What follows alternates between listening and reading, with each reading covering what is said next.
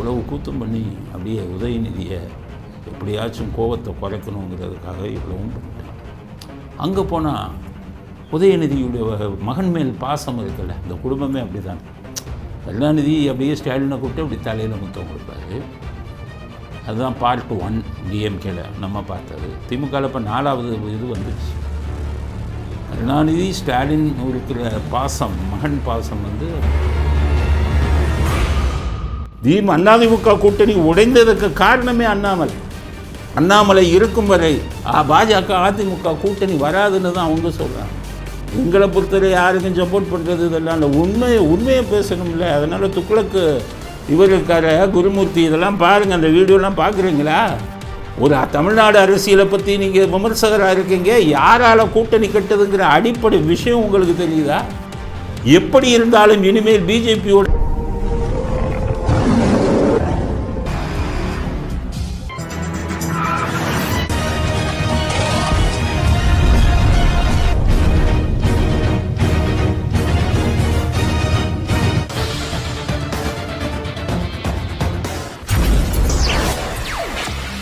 வணக்கம். இன்றைய அரசியல் ஆடுகளம் சிறப்பு செய்திகள் என்ன அப்படின்னு பார்க்கலாம். பொங்கல் 2 நாட்கள் முடிஞ்சிருச்சு. இன்றைக்கி 3வது நாள் காணும் பொங்கல். அதனால் பொங்கல் பற்றிய செய்திகளாக சொல்லணும்ல. அரசியல்வாதிகள் என்னென்ன கோமாளித்தனம் பண்ணியிருக்காங்க, பொங்கலும் அதுமா அப்படிங்கிறது தான் நமக்கு இப்போ ரொம்ப சுவாரஸ்யமான செய்தி. அதனால் பொங்கலில் இந்த அரசியல்வாதிகள் ஏன்னா அரசியல் ஆடுகளம்ல, வெறும் பொங்கலை பற்றி சொல்லக்கூடாது. பொங்கலில் அரசியல் எப்படி கலந்துருந்தது, அது பற்றிய செய்திகள் என்ன அப்படிங்கிறது தான் முதல் செய்தி. முதல்ல பொங்கலை பற்றி பேசினாலே ஜல்லிக்கட்டை பற்றி பேசணும். ஜல்லிக்கட்டு செய்திகள் தான் முதல்ல ஆரம்பிப்போம், அப்புறம் ஒவ்வொன்றா பார்க்கலாம். முதல்ல ஜல்லிக்கட்டு. உங்களுக்கு தெரியும், மதுரை அலங்காநல்லூர் அங்கே தான் ஜல்லிக்கட்டு. அப்போ அந்த ஜல்லிக்கட்டுக்கு ஆபத்து வரும்போது இந்த திராவிட மாநிலத்துக்கு ஸ்டாலின் இந்த குரூப் ஒன்றும் கண்டுக்கவே இல்லை. வாயை மூடிட்டு ஒதுங்கி நின்னாங்க. நிறைய தொந்தரவு கொடுத்தாங்க. மாணவர்கள் எல்லாம் அப்போது ஜல்லிக்கட்டுக்காக மெரினா பீச்சில் போராடும்போது சமூக விரோதிகள்னு சொல்லி இவங்க ஆளுங்களெல்லாம் உள்ளே விட்டு பெரிய கலாட்டா பண்ணாங்க, கெடுக்க பார்த்தாங்க. இப்போ ஜல்லிக்கட்டெல்லாம் வந்த உடனே இவங்க போய் தலைமை தாங்க ஆரம்பிச்சிட்டாங்க. எப்பவும் ஸ்டாலின் தான் தலைமை தாங்குவார், அப்படி பார்ப்பார், போவார், காளைகளை பார்ப்பார், அப்படி தலைமை தாங்குவார், பரிசு கொடுப்பார். இப்போ ஸ்டாலின் ஓய்வு பெற முடிவு எடுத்துட்டாருன்னு நினைக்கிறேன். ஏன்னு கேட்டிங்கன்னா எல்லாத்துலேயுமே பையன் அனுப்புகிறாரு. அவங்க அப்பா கருணாநிதி பையனை நம்பவே மாட்டார். கடைசி வரை தான் தலைவர், நீ செயல் தலைவர் தான்டான்னார். ஆனால் ஸ்டாலின் ரொம்ப பெருந்தன்மையாக பையன் கையில் எல்லாத்தையும் கொடுத்துட்டு எல்லாத்துக்கும் நீயே போடான் அப்படின்ட்டார். அதனால் பையனும் பேரனும் கலந்து கொண்ட அலங்காநல்லூர் ஜல்லிக்கட்டு எப்படி அரசியல்வாதிகள் என்னென்ன கோமாளித்தனம் பண்ணாங்க அப்படிங்கிறத ஒன்றா பார்ப்போம். முதல் கோமாளித்தனம், உதயநிதி சொல்லிட்டார். அங்கே இருக்கிற அவங்க தாத்தா அப்படி தானே, அவர் வராருன்னா மாவட்ட செயலாளர்கிட்ட சொல்லிடுவார், தலைவர் வருகிறார். அது புரிஞ்சுக்கணும். அப்போ தான் மாவட்ட செயலாளராக இருக்கணும். அப்போ வாழ்க கோஷம் போடணும், கூட்டத்தில் வரணும். இதெல்லாம் இல்லைன்னா மாவட்ட செயலாளர் தூக்கிடுவார், விசில் அடிக்கணும், அவர் பேசும்போது கை தட்டணும், குதிக்கணும், தலைவர் வாழ்கணும், இறங்கி வரும்போது வெடி போடணும். இதுதான் அவருடைய திராவிட மாடல், கருணாநிதியின் திராவிட மாடல். ஸ்டாலினும் அதை ஃபாலோ பண்ணிட்டார். இப்போ பையனுக்கு சொல்லிட்டார் மாவட்ட செயலாளர்கிட்ட, பையன் வரான், அவனை இங்கே ஏர்போர்ட்லேருந்து நீ திறந்த ஜீப்பில் கொண்டு போகணும், 2 பக்கமும் மக்கள் வெள்ளம் அலைமோதணும் அப்படின்னு சொல்லியிருக்காரு. சரிண்ணா, இதை நம்பி உதயநிதி வந்தார். இந்த வீடியோவை பாருங்கள், எவ்வளவு மக்கள் கூட்டம் அலைமோதுதுன்னு பாருங்கள்.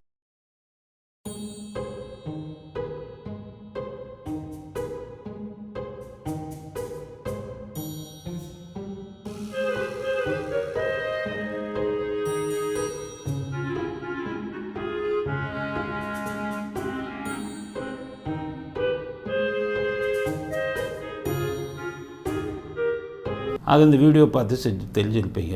ஒருத்தம் கூட இல்லை, ரோடு 2 பக்கம். உதயநிதி யாரை பார்த்து கும்பிட்றாருன்னு அவருக்கே தெரியல. வெறும் இடத்த பார்த்து கும்பிட்டுக்கிட்டே வர்றாரு. ஆரம்பமே கேவலப்படுத்திட்டாங்க மாவட்ட செயலாளர் உதயநிதியை. உடனே கூப்பிட்டு கேட்டுருக்காருங்க, என்னையா வர சொல்லிவிட்டு ஒருத்தம் கூட உனக்கு கிடைக்கல அப்படின்னு கேட்டுருக்காரு. அவர் சொல்கிறார், இல்லையா சார், முன்னாடியெல்லாம் 1000 ரூபா கொடுத்தா வருவான், இப்போ 5000 ரூபா கேட்குறான். நீங்கள் தான் கோடியாக கொள்ளையடிக்கிறீங்களே, நாங்கள் தான் வாழ்க்கை கோஷம் போடுறோம்ல, கூட்டத்துக்கு 5000 கொடுங்குறான் சார். அதோட எல்லா பேரும் பொங்கல் கொண்டாடிக்கிட்டு இருக்கான், எவனுமே வரல அப்படின்னு ஒன்று கோபத்தின் உச்சிக்கே போயிட்டார் இளவரசர் உதயநிதி. ஸ்டாலினுக்கு ஃபோன் பண்ணி, அப்பா அந்த மாவட்ட செயலாளரை மாற்றணும்ப்பா, ஒருத்தவங்களும் இல்லைப்பா ரோட்டில், என்னை ரொம்ப கேவலப்படுத்திட்டான் அப்படின்னு இருக்கார். இது தெரிஞ்ச உடனே மாவட்ட செயலாளர், மந்திரி, மூர்த்தி எல்லாம் பயந்துட்டாங்க. உடனே ஃபோன் பண்ணி, டேய் இளவரசர் கோவப்பட்டார், அடுத்தது அவருடைய வாரிசு வரார், அவருக்கு கொஞ்சம் வரவேற்பு பலமாக கொடுப்போம்னு சொல்லி அந்த இன்ப நிதி வரார். இதே ஜல்லிக்கட்டு உதயநிதி வந்ததுக்கப்புறம் இன்ப நிதி வந்து ஏர்போர்ட்டில் இறங்குறார். உடனே அங்கே பிரம்மாண்டமான வரவேற்பு கொடுங்கன்னு சொல்லி வரவேற்பு ஏர்போர்ட்டில் இருந்து உதயநிதி ஒரு இன்ப நிதி கொடுக்குறாங்க. இந்த வரவேற்புக்கு தலைமை தாங்கினவர் யார் தெரியுமா? தன்மான சிங்கம் சுயமரியாதையை பற்றி பேசுவார் அடிக்கடி. 2 வருஷத்திலே இந்த உதயநிதி 30,000 கோடி சம்பாதிச்சிட்டாங்கன்னு சொல்லி மந்திரி பதவியை இழந்தவர். தன்மான சிங்கம் பிடிஆர் தான் தலைமையில் இன்ப நிதியை போய் வரவேற்கிறாங்க. இந்த வீடியோவை பாருங்க.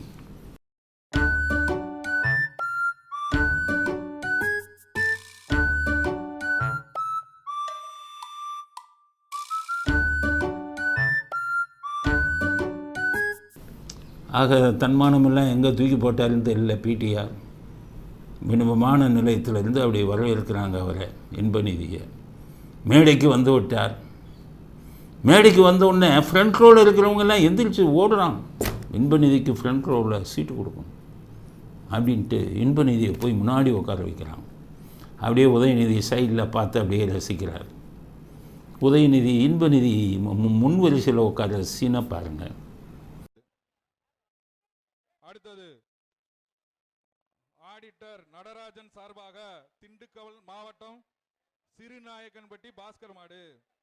கொஞ்சம் சாட்டா ஊர் பேரு உரிமையாளர் பேர் மட்டும் எழுதுங்க. நிறைய.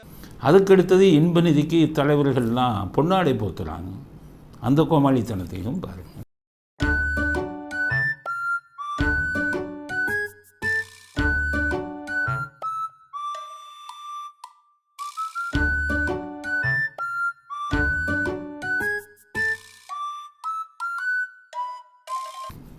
அடுத்தது இன்ப நிதியை மட்டும் கவனிச்சா போதாத, இன்ப நிதி நண்பர்கள்லாம் இருக்காங்கல்ல, தலைவர்கள் முன்வரிசையில் உட்காந்தவங்கலாம் இடத்த காலி பண்ணி இன்ப நிதி கூட வந்த ஃப்ரெண்டுகளெல்லாம் உட்கார வைக்கிறாங்க. அந்த வீடியோவையும் பாருங்கள். சாட்டா ஊர் பேரு உரிமையாளர் பேர் மட்டும் எழுதுங்க. நிறைய. அதுக்கடுத்தது ரொம்ப உதயநிதி மூட் அவுட் ஆகிருக்காரு. இவங்க வரலன்னு கோவத்தில் இருக்கார், கூட்டம் வரலன்னு. இன்ப நிதியை தடபுடலாக கவனிச்சு மந்திரி என்ன பண்ணுறாரு, இன்ப நிதி பேண்ட்டில் ஏதோ தூசி இருக்குன்னு அப்படியே அன்போட தட்டி விடுறாரு. இவ்வளவு கூத்தம் பண்ணி அப்படியே உதயநிதியை எப்படியாச்சும் கோவத்தை குறைக்கணுங்கிறதுக்காக இவ்வளவும் பண்ணிட்டான். அங்கே போனால் உதயநிதியுடைய மகன் மேல் பாசம் இருக்குல்ல, இந்த குடும்பமே அப்படி தான். கருணாநிதி அப்படியே ஸ்டாலினை கூப்பிட்டு அப்படி தலையில் முத்தம் கொடுப்பாரு. அதுதான் பார்ட் 1 டிஎம்கேல நம்ம பார்த்தது. திமுகவில் இப்போ 4வது இது வந்துடுச்சு. கருணாநிதி ஸ்டாலின் இருக்கிற பாசம், மகன் பாசம் வந்து பார்ட் 1 அப்படியே முத்தம் கொடுப்பார். கருணாநிதியை புதைக்கும் போது ஸ்டாலின் தேம்பி தேம்பி எழுவார். எடப்பாடியை போய் காலில் விழுந்து எங்கள் அப்பாவுக்கு கொடுப்பார். இதெல்லாம் பார்ட் 1. அப்புறம் அவர் இறந்த உடனே பார்ட் 2 வந்தது. இப்போ சமீப காலமாக மகனை துணை முதலமைச்சர் ஆக்குனது, மகனை கட்டி பிடிச்சி முத்தம் கொடுக்கறது, இதெல்லாம் பார்ட் 2. உதயநிதியும் மு.க. ஸ்டாலினும் பண்ணது. இப்போ அடுத்தது பார்ட் 3 வந்துடுச்சு. உதயநிதியும் இன்ப நிதியும் பாசத்தோடு இருக்கிறது. போகிற போக்க பார்த்தா ஸ்டாலின் அரசியலை விட்டு ஓய்வாகி உதயநிதி வந்து முதலமைச்சராகவும் இன்ப நிதியை துணை முதலமைச்சராகவும் போட்டுருவாங்களோங்கிற ஒரு சந்தேகம் வந்துச்சு எல்லாத்துக்கும். இதைத்தான் துரைமுருகன் அப்போவே சொன்னார். இன்ப நிதியை முதலமைச்சராவதை பார்த்து விட்டு தான் நான் கண்ணை மூடணும்னு. ஸோ உதயநிதியின் கனவு நடந்துக்கிட்டு இருக்கு. கூடிய சீக்கிரம் இன்ப நிதியும் முதலமைச்சர் ஆயிடுவாரோ அப்படிங்கிறத அடுத்த 26 ஆட்சிக்கு வந்தாங்கன்னா இன்ப நிதி துணை முதலமைச்சர் ஆக்கிட்டு இது பண்ணிடுவாங்களோ அப்படிங்கிற ஒரு சந்தேகம் இருக்குது. அப்போ அந்த லண்டனில் ஒரு இன்ப நிதியோட ரொம்ப க்ளோஸாக இருந்ததில் ஒரு பெண், அந்த பெண்ணுக்கு கூட கொள்கை பிறப்பு செயலாளராக கூட்டிகிட்டு வந்து கொடுத்தாலும் ஆச்சரியப்படுறதுக்கு இல்லை. அந்த அளவுக்கு இங்கே இதில் உதயநிதி இன்ப நிதி இது வந்து ரொம்ப ரொம்ப டச்சிங்காக நிறைய யாருமே வந்து ஜல்லிக்கட்டை பார்க்க இவங்க கதையைத்தான் பார்த்தோம். அதனால் எவ்வளோ பாசத்தோடு உதயநிதி இன்பநிதிக்கு ஜூஸ் கொடுக்குறாரு. அப்படியே பாட்டிலில் வச்சுருந்ததை வச்சு மகனுக்கு கொடுத்துட்டு அவரும் கொடுத்துக்கிட்டு இருக்கார். ஜல்லிக்கட்டை அவன் பார்க்குறது இதைத்தான் எல்லா பேரும் பார்த்தான். இந்த கோமாளித்தானே.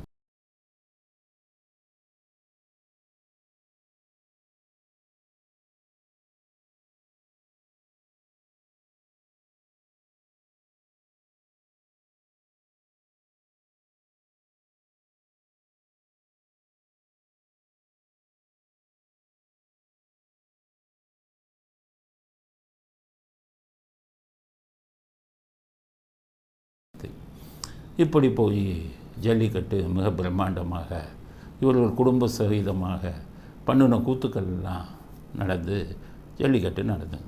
உண்மையான ஜல்லிக்கட்டு எங்கே நடந்தது? அங்கெல்லாம் இது பண்ணுறாங்க, ஜாதி அடிப்படையில் பண்ணுறாங்கன்னதுலாம் குற்றச்சாட்டு. இது மாதிரி பல குற்றச்சாட்டு. கடைசி பரிசு கொடுக்கணும்ல, பரிசு அது எப்படின்னு கேட்டிங்கன்னா, ஸ்டாலின் முன்னாடி எல்லாம் அப்பா பேரை போட்டு தான் பண்ணுவார். அப்பா படத்தை தான் போடுவார். அப்பா பேரில் கக்கூசு முதற்கொண்டு இது முதற்கொண்டு எல்லாம் அப்பா பேரில் தான் வைப்பார். லைப்ரரி, பஸ் ஸ்டாண்டு எல்லாம் எல்லா பேரும் கற்ற ஆரம்பிச்சிட்டான். அதனால் இப்போ என்ன பண்ணிட்டார், உதயநிதி பேரில் ஆரம்பிச்சிட்டார். இப்போ ஜல்லிக்கட்டுக்கு பரிசு கொடுக்கறது என்ன பண்ணுறாங்க, உதயநிதி ஃபோட்டோ போட்ட தங்க மோதிரம் பரிசு. ஆக அப்பா புராணத்தை விட்டுட்டு மகன் புராணத்தை ஆரம்பிச்சிட்டாரு. இந்த ஃபோட்டோவை பாருங்கள்.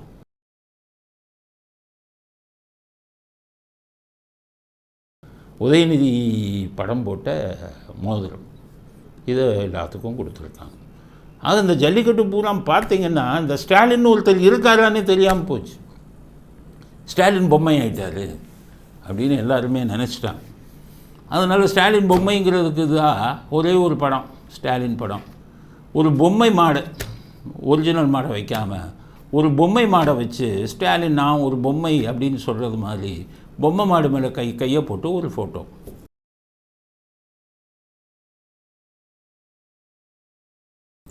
ஆக இந்த ஜல்லிக்கட்டில் ஸ்டாலின் வந்தது இந்த ஒரே ஒரு ஃபோட்டோ, அதுவும் பொம்மை ஃபோட்டோ.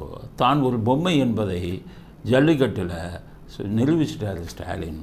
ஆக ஜல்லிக்கட்டில் இவ்வளவு சுவாரஸ்யமான செய்திகள், இவ்வளோ விஷயம் நடந்திருக்கு அப்படிங்கிறது முதல் செய்தி. சரி, ஜல்லிக்கட்டில் ஸ்டாலின் பொம்மைன்னு வந்துருச்ச, உண்மையிலே ஒரு பொம்மைங்கிறது நிரூபணமாயிடுச்சு. எப்படின்னு கேட்டிங்கன்னா, விழுப்புரம் பொன்முடி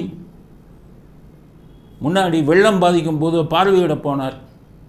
பார்வையிட போனது சும்மா போயிருக்கலாம், ஒவ்வொருத்தன் வீட்லேயும் ஏசி வச்சுருக்கான்னு கிண்டல் அடித்தார். பின்னாடி இருந்து அடித்தான். சேர சட்டை பூரா சேர், அப்படியே பேசாமல் போனார். இப்போ என்ன பண்ணார், ஸ்டாலின் பொம்மை ஆகிட்டார், எதுலேயும் அவர் தலையில் இல்லைன்னு ஒன்று அந்த எஸ்பியை இவர் கூப்பிட்டார் பொன்முடி. என் முதுகில் எவன் சேர் அடித்தானோ அவனை பிடிச்சி உள்ளே போடுன்ட்டு. நம்ம போலீஸ் தான் தெரியுமில்ல, எள்ளுன்னா என்னையை அனுப்பான். அரசியல்வாதி சொல்லிட்டா ஸ்டாலின் பொம்மை ஆகிட்டார், சரி இவர் தான் மந்திரி விழுப்புரத்துக்கு, இவர் இல்லைன்னா நம்ம எஸ்பியாகவே இருக்க முடியாது. அதனால் போலீஸ் படை ஒரு பெருசாக அமைச்சு புடிடா அவனை சேர் அடித்தவனு சொல்லி ஒரு கிராமத்து உள்ளே போய் ஆம்பளை பொம்பளை எல்லாத்தையும் கையை பிடிச்சி இழுத்து ஏதோ கொலை குற்றம் செய்தவன் மாதிரி பிடிச்சி எடுக்க கொண்டு வராங்க. இந்த வீடியோ பாருங்கள் எவ்வளவு.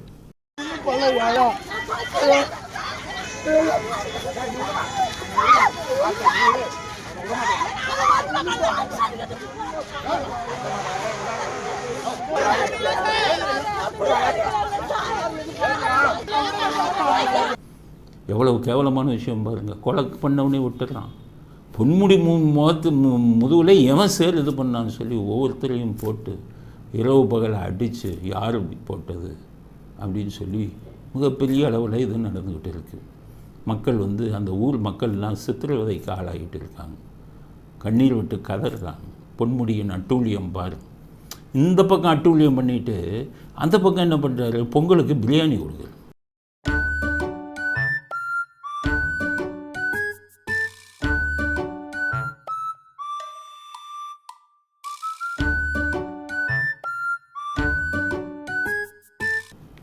பொங்கலுக்கு எல்லாம் பொங்கல் தானே கொடுப்பாங்க, ஆனால் இவர் விசித்திரமாக பிரியாணி. ஏன்னா இந்த 1000 ரூபா கொடுத்து பிரியாணி கொடுத்து இவங்களுக்கு பழகி போச்சு. அதனால் பொன்முடி வீட்டு வாசலில் தொகுதி மக்களுக்கெல்லாம் பிரியாணின்னு சொல்லிட்டார். எல்லோரும் வராங்க, எல்லாருக்கும் பிரியாணி. வேஷ்டி சட்டை கொடுக்குற ஏன் வேஷ்டி சட்டை கொடுக்குறாங்க? அதுவும் அரசாங்கமே கொடுக்குறாங்கல்ல ரேஷன் கார்டில்னா, அதை உடுத்தவே முடியாது. அதுக்கு அதை தனி கதை, அதுக்கப்புறம் வர. அதனால் அரசாங்கம் கொடுக்குற வேஷ்டி சேலையை உடுத்த முடியாதுன்னு பொன்முடி வந்து வேஷ்டியும் சேலையும் கொடுக்குறாரு. மக்கள்லாம் ஆவலாக வாங்கி போய் பார்த்தா அது வந்து 50-60 ரூபா சேலை, 60 ரூபா வேஷ்டி. அதுவும் ரேஷன் கடையில் இருக்கிற சேலை இதுக்கும் வித்தியாசம் இல்லை. எல்லாத்தையும் முடிச்சுட்டு ஒரு பெருந்தொகையை கையில் கொடுக்குறாரு தொகுதி மக்களுக்கு. 50 ரூபா கொடுக்குறாரு.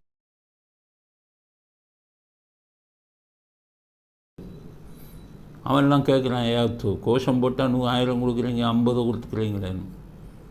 அப்புறம் கேட்டாங்க பொன்முடிகிட்ட, என்னையா நீங்கள் ஆயிரக்கணக்கான கோடி வச்சுருக்கீங்க, 50 ரூபா கொடுக்குறீங்களேன்னு எல்லாம் கேட்டிருக்காங்க கட்சிக்கு வேண்டிய. அப்போ சொல்லுவார், நான் இப்போ ரொம்ப கஷ்டத்தில் இருக்கேன். செம்மன் குவாரியில் ஆயிரக்கணக்கான கோடி வந்து கொள்ளையடித்தது உண்மை தான். அந்த பணத்தை பூரா என் பையன் பேரில் சவுதி அரேபியாவில் போய் கம்பெனி ஆரம்பித்தது உண்மை தான். ஆனால் நம்ம கட்சிக்காரனே போட்டு கொடுத்துட்டான்ப்பா. அதை அவன் அமலாக்கத்துறையில் வந்து சீல் வச்சுட்டாங்க. செம்மன் குவாரியில் நான் சம்பாதிச்ச பணம் பூரா சொத்தை பூரா சீல் வச்சுட்டாங்க. அதனால் பணம் கொஞ்சம் டைட். அதுவும் இல்லாமல் என்னை 3 வருஷம் உள்ளே தள்ளிவிட்டாங்க. அந்த ஹைகோர்ட்டில் போட்டு என்னையும் பொண்டாட்டியும் உள்ளே தள்ளிட்டாங்க. சுப்ரீம் கோர்ட்டு போனால் அங்கே 100கணக்கான கோடி கேட்குறான். அங்கே வேறு 100கணக்கான கோடி செலவு பண்ணி இப்போ பணம் ரொம்ப டைட்டில் இருக்குது. அதனால தான் ஒரு 50 ரூபாயை கொடுக்கலாம் அப்படின்னு முடிவு பண்ணி அப்படியே செலவை நோட்டு 50 ரூபாயை தொகுதி மக்களுக்கெல்லாம் கொடுத்துக்கிட்டு இருக்காரு. அப்படிங்கிறது தான் அடுத்த செய்தி, பொங்கல் சம்பந்தமான செய்தி. அடுத்த செய்தி, அடுத்தது முக்கியமான பொங்கல் செய்தியில் விஜய் இல்லாமல் பேச முடியாது. விஜய் வந்து தானாக மாட்டிக்கிட்டார். நம்ம ஏற்கனவே சொன்னோம் என்னென்னா, விஜய் ஸ்டாலின்னு பேர் சொல்லியே தாக்க மாட்டேங்கிறாருப்பா, உதயநிதிங்கிற பேர் சொல்லியே தாக்க மாட்டேங்கிறாரு. ஆட்சியாளர்கள்ங்கிறாரு, பயந்து ஓடுறாரு. தைரியம் இல்லாதவரெல்லாம் எப்படி அரசியல் கட்சியில் எலெக்ஷனில் நின்று எப்படி முதல் மந்திரியாக வர முடியும் அப்படின்னு கேட்டுரும். அதுக்கப்புறம் விஜய் வந்து ஒரு ஷார்ட் கொடுத்துருந்தார். ஒரு நிமிஷம் ஷார்ட் போட்டுரு. அதில் அவர் என்ன பேசுகிறாருன்னா, ஒரு அரசியல் விஞ்ஞானி ஒருத்தர், நான் பேர் சொல்லவே பயப்படுறேன்னாரு. கிண்டலும் நக்கலும் நையாண்டியும் பண்ணி பேசுகிறவர் அவர் இந்த மாதிரி சொல்லிட்டார். ஆனால் நான் பேரை சொல்லாத காரணம், எங்களுக்கு ஆட்களை பற்றி எல்லாம் கவலை இல்லை, காரியம் முடியும், அதனால் யார் பேரையும் சொல்லலை அப்படின்னு ஒரு பதில் போட்டிருக்காங்க. அது நமக்கு இப்போ சொன்ன பதிலா இல்லை வேறு யாருக்கும் சொன்ன பதிலான்னு தெரியல. ஆனால் நாங்கள் எப்போவுமே தப்பு பண்ணால் சொல்லிக்கிட்டு தான் இருக்கோம். தப்பு பண்ணி மாட்டிக்கிட்டீங்களே விஜய், தமிழில் தை பொங்கல் அதுமாக திருப்பி வந்து பிரச்சனையில் மாட்டிக்கிட்டீங்களே. ஆரம்பத்தில் எடுக்கும்போது என்ன சொன்னீங்க, நீங்கள் நீட்டு தேர்வு ரத்து செய்யணும்னு. ஆக உங்கள் ஸ்டாலின், உங்களுடைய குரு ஸ்டாலின் என்ன சொல்லிட்டாரு, நீட் தேர்வை ரத்து பண்ண முடியாது, அது வந்து மத்திய அரசாங்கம் கையில் இருக்குன்னு சொல்லிட்டார். ஆக நீங்கள் யாரை முதல்ல ரொம்ப நம்பினீங்களோ அவரே உங்களை காலை வரி விட்டார். ஸோ நீட் தேர்வை பற்றின பேசுன உங்கள் இது 0வாக போச்சு. அடுத்தது ஈவேரா கட் அவுட்டு வச்சிங்க. ஈவேரா பேர் நாறுன்னு நாறுது தமிழ்நாடு பூரா, எல்லாம் புரிஞ்சுக்கிட்டு காரி துப்புறான் ஈவேராவை. எல்லாரும் காரி துப்புற ஒரு ஈவேராவை குருவாக ஏற்றுக்கிட்டு கட் அவுட்டு வச்சிங்க. அதுவும் இதாகி போச்சு. அதுக்கப்புறம் விநாயகர் சதுர்த்திக்கு வாழ்த்தே சொல்லலை. திமுக பாணியில் போனீங்க, வாழ்த்தே சொல்லலை. உடனே எல்லாம் திட்ட ஆரம்பித்தோடனே தீபாவளிக்கு வாழ்த்து சொன்னீங்க. இப்போ பொங்கலுக்கு வாழ்த்து சொல்கிறதில் வசமாக வந்து மாட்டிக்கிட்டீங்க. எப்படின்னா, நீங்கள் யாரை குருவாக வச்சுருக்கீங்க, உங்களுக்கு ஆலோசகர் யாருன்னே தெரியல. முதல்ல இந்த அரசியல் ஆலோசகரை மாற்றுங்க. யாரோ ஒரு அடிமுட்டால் வந்து அரசியல் ஆலோசகராக வச்சுருக்கீங்க. பொங்கல் வருது ரைட்டு, வெறும் பொங்கல் வாழ்த்து சொல்லிட்டு போக வேண்டியதானே. எல்லா தலைவர்களும் பொங்கல் வாழ்த்து தானே சொன்னாங்க. அது என்ன ஸ்டாலின் பாணியில் 2 பேரும் பேசி வச்சுக்கிட்டிங்களா? பொங்கல் வாழ்த்துன்னு சொல்லிவிட்டு தமிழ் புத்தாண்டு வாழ்த்துங்கிறார் விஜய். தமிழ்நாட்டு மக்கள் நல்லா பார்த்துக்கோங்க, இந்த தமிழ் புத்தாண்டுங்கிறது சித்திரை மாதம் 1ஆம் தேதி தான் உலகம் முழுவதும் இருக்கிற தமிழர்கள் கொண்டாடுறோம்.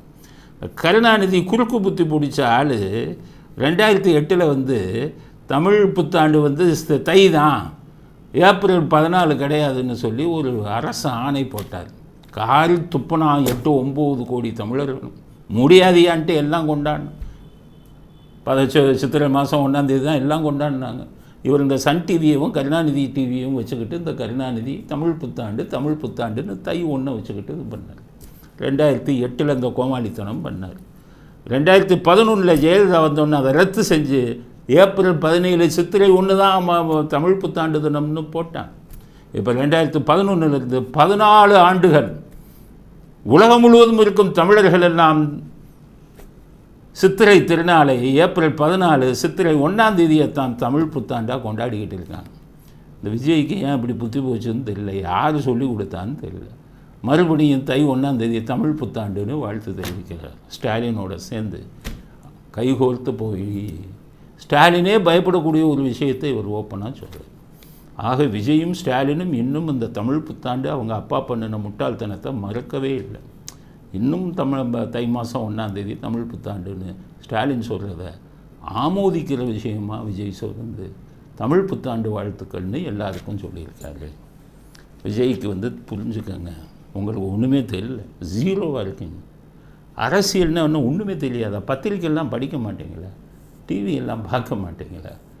ஒவ்வொருத்தரும் ஒரு தமிழ் புத்தாண்டு ஆங்கில புத்தாண்டுலாம் கொண்டு பண்ணுறது ஆயிரக்கணக்கான வருஷங்கள் மற்றவங்க பண்ணக்கூடியதை பின்பற்றி தான் பண்ணுறாங்க. இப்போ உதாரணத்துக்கு கிறிஸ்மஸ் டிசம்பர் 25 என்ன நம்பிக்கை? அன்னைக்கு தான் கிறிஸ்து பிறந்தார் அப்படின்னு.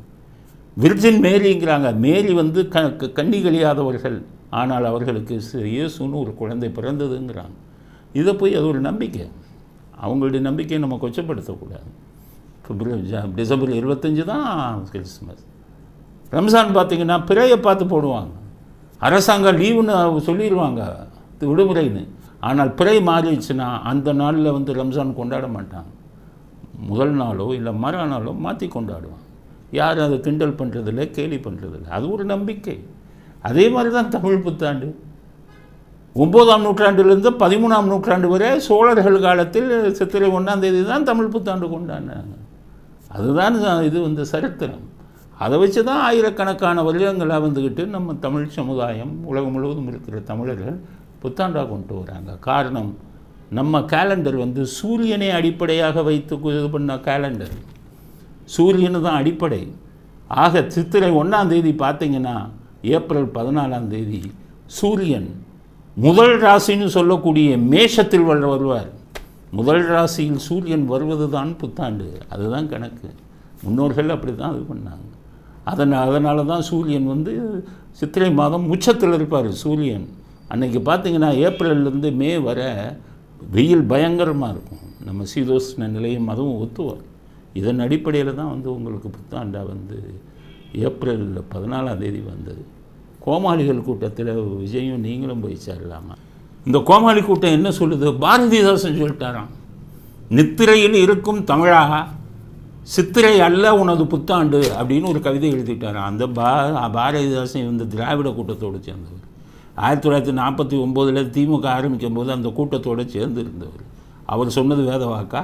பாரதிதாசன் நித்திரையில் இருக்கும் தமிழா சித்திரை அல்ல உன் புத்தாண்டுனா உடனே புத்தாண்டை மாற்றிடணுமா? முட்டாள்கள் கூட்டம். கருணாநிதி பண்ணுறது அத்தனையுமே முட்டாள்தனம் தானே. அதனால் விஜய்க்கு சொல்லிடுறேன், கோமாளித்தனத்துக்கு மேலே கோமாளித்தனம் பண்ணிக்கிட்டு இருக்கீங்க. கிடைக்கிற 5-10% ஓட்டும் உங்களுக்கு கிடைக்காம போயிடும். வாயை திறக்காமல் இருந்தால் நல்லது. பல பேர்கிட்ட அனுபவம் வாங்கிச்சவங்கிட்ட கேளுங்க. தமிழ் புத்தாண்டுனா என்ன, இது என்ன, எப்படி, பழைய வரலாறுலாம் எடுத்து படிங்க. 9ஆம் நூற்றாண்டுலேருந்து சோழர்கள் கொண்டாடுறவன் முட்டாள். கருணாநிதி சொன்னதை நீங்கள் தலை மேலே தூக்கி பிடிப்பீங்களா? போய் கட்சியை கலைச்சிட்டு கருணாநிதி திமுகவில் போய் சேர்ந்து கொள்கை பரப்பு செயலாளர் ஏதாச்சும் வாங்கிக்கோங்க. திமுகவை எதிர்த்து அரசியல் நடத்துகிறவங்க இப்படி கோமாளித்தனம் பண்ணுவீங்களா? நாட்டு மக்கள் 9 கோடி மக்கள், தமிழ் 10 கோடி மக்கள் எவ்வளோ படித்தவன் இருக்கான், எவ்வளோ விவரமானவன் இருக்கான், அவன்லாம் முட்டாளா? நீங்கள் மட்டும்தான் அறிவாளியா?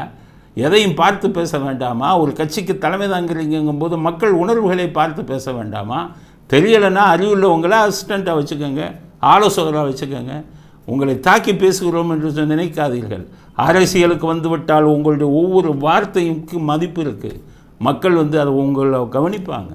அப்படி ஒரு பொறுப்புள்ள ஒரு இதில் இருந்துட்டு, அரசியலில் இருந்துட்டு இப்படி கோமாளித்தனமாக பேசலாமா நீங்கள்?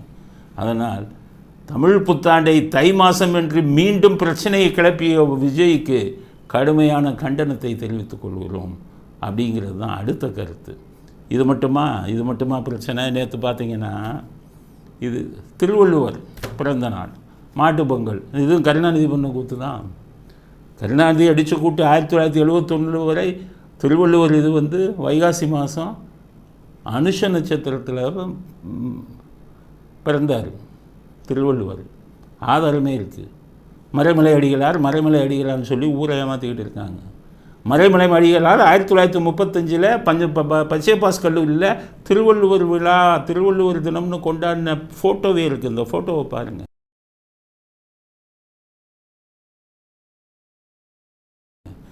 எதை வைத்து அப்புறம் இவங்க வந்துட்டு மறைமலை அடிகளார் சொன்னார்னு கருணாநிதி மாற்றினார். இந்த கூட்டமே வந்து ஏட்டிக்கு போட்டி. நம்ம ஒன்று சொன்னோம்னா அவன் ஒன்று சொல்லுவான். இது மாதிரி சொல்லிக்கிட்டு திருவள்ளுவர் தினத்தையே மாற்றினார் கருணாநிதி. அதுதான் நேற்று வந்தது. எல்லோருக்கும் சொல்கிறேன், திருவள்ளுவர் இப்போ பிறந்தவர் இல்லை. வைகாசி மாதம் அனுஷ நட்சத்திரத்தில் தான் அவர் பிறந்தவர். சரித்திர ஆதாரம் நிறையா இருக்குது. கவர்னர் நேற்று திருவள்ளுவர் இதை வச்சு மாலை போடுறாரு. ஆனால் அவர் இப்போ வைகாசிலையும் பிறந்தநாள் விழா, திருவள்ளுவர் பிறந்தநாள் விழா கொண்டாடுறேன். போன பிறந்தநாள் விழாவுக்கு எனக்கு அழைப்பு வந்தது, நானே போனேன். அதனால் தமிழ்நாட்டு மக்கள், அறிஞர்கள், கவிஞர்கள், தமிழ் இலக்கியவாதிகள் அத்தனை பேருக்கும் சொல்கிறேன், வைகாசி மாதம் விசாக நட்சத்திரம் வரும்போது திருவள்ளுவர் பிறந்த நாளாக கொண்டாடுங்க. மாட்டு பொங்கல் இன்றைக்கி இந்த ஆள் கொண்டு வந்து திருவள்ளுவரையே அவமதித்து விட்டார். இதை பார்த்துக்கிட்டு ஒரு கூட்டம் அந்த ஜீவோ போட்டாருன்னு சொல்லி திமுக ஆட்சி கவிழ்ந்தவுடன் எந்த அரசாங்கம் வந்தாலும் திருவள்ளுவர் பிறந்த தினத்தையும் வைகாசி மாதம் அனுஷ நட்சத்திரத்துக்கு மாற்றி ஆணை வெளியிடணும். இந்த கோமாளிகள் கூட்டம் பண்ணினதை நாம் தவறுதலாக திருவள்ளுவர் பிறந்த நாளை கொண்டாடி கொண்டு இருக்கிறோம் அப்படிங்கிற கருத்தை அடுத்த கருத்தாக பதிவு செய்ய விரும்புகிறேன். அடுத்தது ரேஷன் கோமாளித்தனம். காரி துப்புறாங்க. எடப்பாடி இருக்கும்போது 5000 ரூபா கொடுத்தாராம். அப்போ ஸ்டாலின் எடப்பாடி இருக்கும்போது 2500 கொடுத்தாராம். அப்போ ஸ்டாலின் 5000 கொடுங்கன்னாரு. அவர் பையன் ஆமோதிச்சார், ஆமாம் 5000 கொடுங்கன்னு. இப்போ எல்லாம் காரி துப்புறாங்க. 1000 ரூபா கூட கொடுக்குறான்னு, 1000 ரூபா கூட கொடுக்குறான்னு. சரி, ரூபா தான் போகுது, பொருளாச்சும் ஒழுங்காக கொடுக்க வேணாமா? அரிசியை தூக்கி சில பேர் கொட்டுறாங்க. பொங்கல் வைக்கிறதுனா வெல்லம் வைக்கணும், சர்க்கரையை போய் கொடுத்துருக்காங்க. இதை வச்சு என்ன பண்ணுறதுங்கிறாங்க.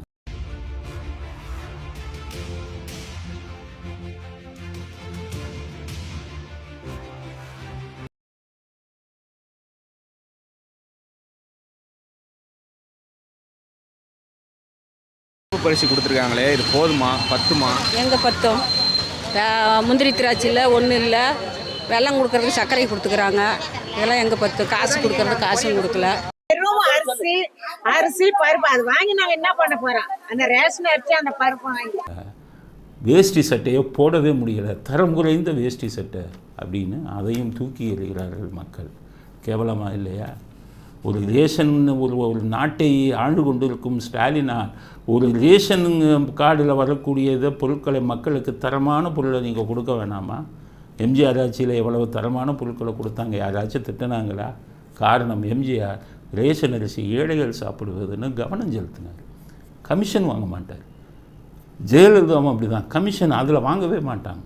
நீங்கள் உங்கள் மந்திரியை வச்சுக்கிட்டு 2000 கோடின்னு கணக்கு எழுதுறது, அதில் 600 கோடி உங்களுக்கு கமிஷன் வாங்கிக்கிறது, 800 கோடி, மீதி 1000 கோடியில் கொடுத்தா அது தரம் எப்படி இருக்கும்? ஊரை தான் கொள்ளையடிக்கிறீங்க நீங்கள். இது ரேஷன் இதில் போய் கை வைக்கலாமா? இவ்வளவு சம்பாதிச்சும் உங்களுக்கு இது வரலையா? திருப்திங்கிறது வரலையா? பாருங்கள், இந்த ஈரோடு கிழக்கில் இவங்களை போய் காங்கிரஸுக்கு தான் கொடுத்தாங்க. காங்கிரஸ் என்ன பண்ணிட்டான், போய் நான் நிற்கிறோங்கிறான் ஸ்டாலின்கிட்ட. ஸ்டாலின் என்ன சொல்கிறாரு, 500 கோடி செலவு பண்ணுறேன்னு சொல்லி உன்னை நிற்க வைக்கிறேங்கிறாரு. ஒரு இடைத்தேர்தல் 1 வருஷம்தான் இருக்குது, 500 கோடி செலவு பண்ண ரெடி ஆகிட்டாங்க. அப்போ என்ன அர்த்தம்? அடுத்த 2026 234 தொகுதிக்கும் ஒவ்வொரு தொகுதிக்கும் 500 கோடி செலவு பண்ண போகிறாங்க. என்ன ஆகும்? நாடு குமிச்சு வச்சுருக்காங்க. அந்த தைரியத்தில் தான் ரேஷனாவது மண்ணாங்கட்டியாவது. அப்போ 500 கோடி போட்டு ஒவ்வொருத்தருக்கும் 5000 ரூபா கொடுப்போங்கிறதுல தான் இருக்காங்க. அதனால் மக்களை விலைக்கு வாங்கிடலாம் அப்படிங்கிற எண்ணத்தில் தான் எந்தவித நலத்திட்டங்களிலையுமே இவர்கள் கவனம் செலுத்துவதில்லை.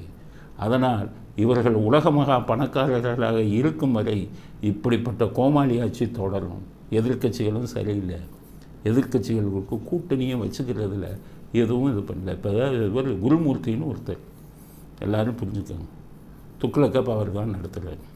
இவர் ஒரு ஆடிட்டர். ஒரு சில சமயம் நல்ல விஷயத்தையும் பேசுவார், சில சமயம் தப்பான விஷயத்தையும் பேசுவார். குரு துக்ளக் விழாவில் பேசுகிறாரு. என்ன பேசியிருக்காரு தெரியுமா? குருமூர்த்தி, எடப்பாடி இருக்கும் வரை பிஜேபியும் அதிமுகவும் ஒன்றா சேராது.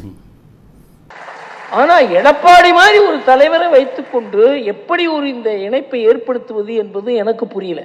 குருமூர்த்தி பழசை திரும்பி பார்க்கணும். 2019 பார்லிமெண்ட் எலெக்ஷனில் எடப்பாடி பிஜேபியோட சேர்ந்தாரா இல்லையா?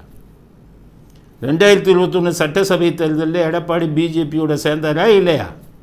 அப்படி சேர்ந்த எடப்பாடி இப்போ பாஜகவுடன் சேர மாட்டேன்னு சொல்கிறாருன்னா அதுக்கு யார் காரணம்? அண்ணாமலை தானே காரணம். ஒழுங்காக கூட்டணி கட்சியில் இருக்கிறவனை அதிமுகவுக்கு எதிராகவும் ஊழல் இது டிஎம்கே ஃபைல் மாதிரி ஏடிஎம்கே ஃபைலும் கொடுப்போம்னு சொன்னாரா இல்லையா முதல்ல அண்ணாமலை? அப்போ அந்த கூட்டணியை உடைத்தது யார்? இந்த வீடியோவை பாருங்க, அண்ணாமலை பேசுகிறது. ஆனால் நீங்கள் பார்த்த டிஎம்கே ஃபைல்ஸ் பார்ட் ஏவோட நிற்க போகிறது.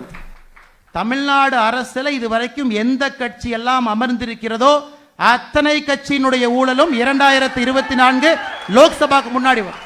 நீங்கள் நினைப்பீங்க, ஓ இவர் ஒரு கட்சிக்கு மட்டும் சொல்லுவார், அனைத்தையும் 2024 முன்னாடி கொண்டு வர போகிறேன். காரணம் என்ன சொல்கிறாரு?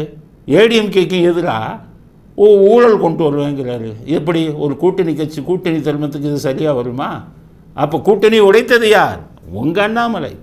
அடுத்த வீடியோ, எங்கள் அம்மா ஜெயலலிதா மாதிரி 10 மடங்கு, என் மனைவி 50 மடங்கு, இப்படியெல்லாம் பேசலாமா? ஜெயலலிதாவா அவங்க உயிராக நினச்சிக்கிட்டு இருக்காங்க. என் மனைவி ஜெயலலிதாவோட பெரிய ஆள், இவர் பெரிய ஆளுன்னு இந்த வீடியோவை பாருங்கள். இப்படி பொறுப்பு இல்லாமல் பேசுனது அண்ணாமலை. என்னுடைய மனைவி என்னை பொறுத்தவரை ஜெயலலிதா அம்மையோட 1000 மடங்கு 100 மடங்கு பவர்ஃபுல். ஒரு தாய், என்னுடைய தாய் என்னை பொறுத்தவரை ஜெயலலிதா அம்மையாரோட 100 மடங்கு பவர்ஃபுல். அதிமுக கூட்டணி உடைந்ததுக்கு காரணமே அண்ணாமலை. அண்ணாமலை இருக்கும் வரை பாஜக அதிமுக கூட்டணி வராதுன்னு தான் அவங்க சொல்கிறாங்க. எங்களை பொறுத்தவரை யாருக்கும் சப்போர்ட் பண்ணுறது இதெல்லாம் இல்லை. உண்மையை பேசணும்ல. அதனால் துக்ளக்கு இவர் இருக்கார குருமூர்த்தி, இதெல்லாம் பாருங்கள், அந்த வீடியோலாம் பார்க்குறீங்களா?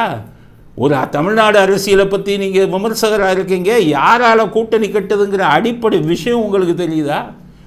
எப்படி இருந்தாலும் இனிமேல் பிஜேபியோட யாரும் கூட்டணி செய்கிற பயப்படுவாங்க. மக்களை வரியை போட்டு கொள்ளையடிச்சுக்கிட்டு இருக்கீங்க. ஆட்சி ஆளவே உங்களுக்கு தெரியலை. என்னைக்கு ஜிஎஸ்டியை 10% மேலே ஜிஎஸ்டி 6 டைம் வாங்கக்கூடாது. நீங்கள் 28 எல்லாம் நான் கொள்ளையடிச்சுக்கிட்டு இருக்கிறீங்களா? அதோட லாபம் சம்பாதிப்பவர்களுக்கு மட்டும்தான் ஜிஎஸ்டி. காரை போய் 2 வீலரை போய் பார்க்கிங் பண்ணுறான் 18%. வெக்கமா இல்லை உங்களுக்கு? செத்தவனுக்கு இது இப்போ ஒரு வழக்கு வந்தது ஹைகோர்ட்டில். செத்தவனுக்கு இது போட்டிருக்காங்க ஜிஎஸ்டி. இவங்க ஹைகோர்ட் அது செல்லாதுன்னு போட்டு விட்டாங்க. செத்தவனுக்கு இது பண்ணுறது, செத்ததுக்கப்புறம் பணத்தை எரிக்கிறதுக்கு செத்தவனுங்க சார்பில் பணத்தை ஜிஎஸ்டி 18% வாங்குறது எல்லாம் வெக்கமா இல்லை? இந்த மாதிரி நீங்கள் வரியை போட்டிங்கன்னா எவன் உங்கள்கிட்ட கூட்டணியில் சேரமா? அதிமுகவில் எவனுமே உங்கள்கிட்ட கூட்டணி சேர மாட்டான். கூட்டணி சேர்ந்தால் விழுகிற ஓட்டும் விழுகாது அப்படிங்கிறது தான். எங்களை பொறுத்தவரை திமுகவும் பிஜேபியும் ஒரே தராசில் தான் வைக்கிறோம்.